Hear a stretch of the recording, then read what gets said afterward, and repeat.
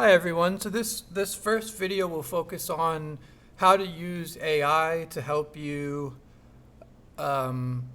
decode, interpret, analyze different letters that you receive, whether that's an insurance letter, whether it's a lab report. You might get it in the mail or you might get it via email.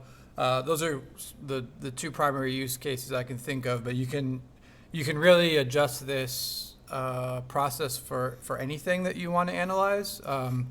And so in the email that I sent out, it has this prompt here, and you can enter into Claude AI, which is a AI, or you can go into ChatGPT as well, which is another option. So both of those are good options, and you'll get similar outputs. But yes, and I'm giving you an example from the desktop, but you can also use this on your phone. And so you would just copy this text here, and you can also kind of adjust this to your situation. So act as an advocate for an elderly patient. I might say act as an advocate for my 75-year-old dad with XYZ, and you can give them a little bit more context. It will help with their responses. And that's actually another video that I'll create in the future, is how to create sort of a command center that really understands a lot more about the context, essentially. So it can give you just better advice and kind of understand what's been happening. And that's a little bit more complex of a workflow, but this is just kind of a simple thing. So you could change that. And also, just as a note, on all of these AI on desktop and on the phone, you can use kind of voice dictation that works pretty well rather than typing it out. If you need to type out a number of things, it's easier to use voice dictation, which I use often. So here it will say, here is a medical or insurance letter. Tell me, what is the letter actually about in plain English, what we owe and how much, assuming if it's a billing, the exact deadline for any action. If it's a denial, draft a 2-paragraph appeal. If it's a bill, flag any charges that look duplicated, miscoded, or unusually high. If it's informational, summarize the primary facts and respond to any follow-up questions that I have. And so in this case, and this is sort of just an example that kind of covers all the bases, but if you wanted to get more specific to, you could probably just modify this wording. And really, you could even tell AI that just take this prompt and modify it more towards, in the example that I'm going to give, it's going to be lab results.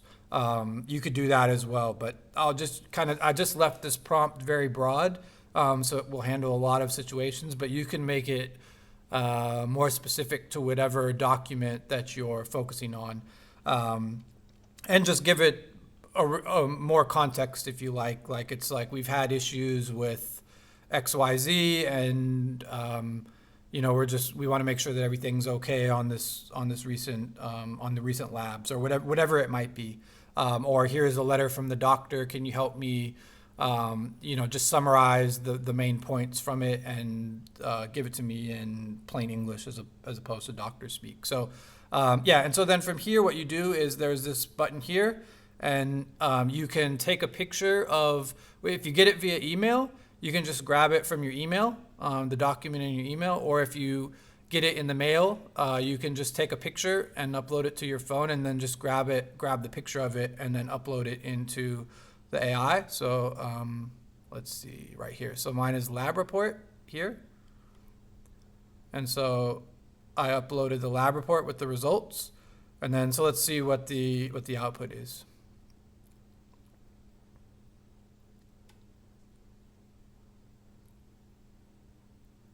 And sometimes it takes a little bit. There's also, let's see, is it here?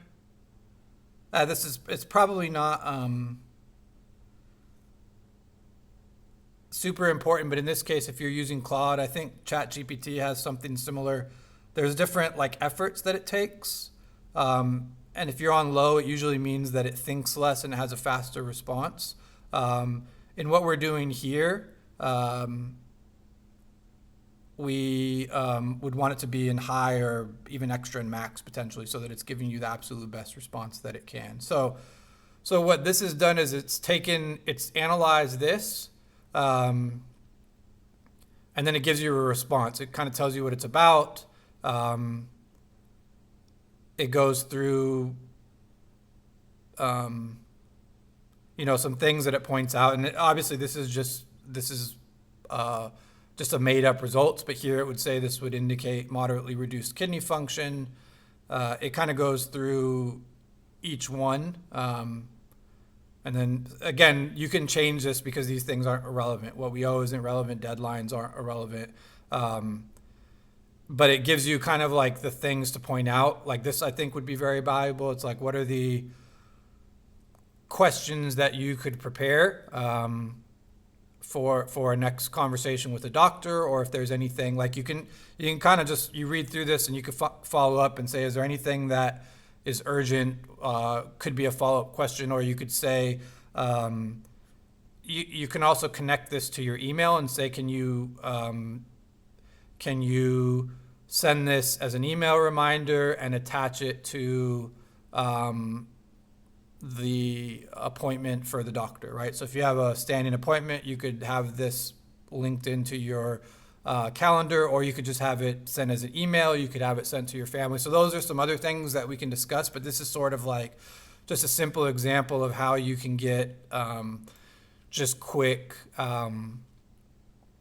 summaries of things, and then also just utilize it for follow-up questions. So the more context you give it about the situation, and you say, okay, you might want to drill into a couple of these things, and then you could say at the end, summarize the conversation that we've just had, so that I don't forget it. And and then like I said, you can send that to yourself. You can create systems where it that's something that we'll discuss on another day. But you can create like a system that saves all of this stuff on. It wouldn't even necessarily need to be in like a online. You can basically kind of have it on your own laptop or on your phone, and then so it's constantly accessible. But so that's